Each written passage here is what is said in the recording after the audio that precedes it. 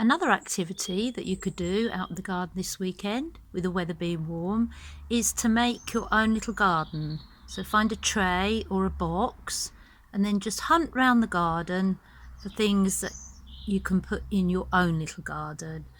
As you can see, I filled mine with some earth first, and then I found some stones and some pebbles, and then I found a little branch. You might have to ask an adult to help you cut the branch, and if it's okay for you to cut the branch.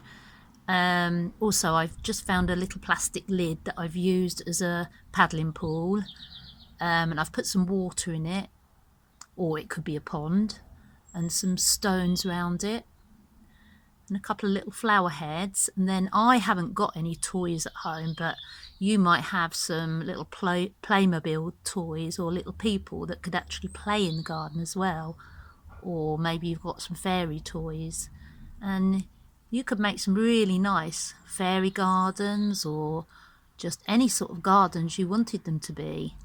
So it's another little idea for the weekend anyway. Have fun, and don't forget to wash your hands thoroughly afterwards.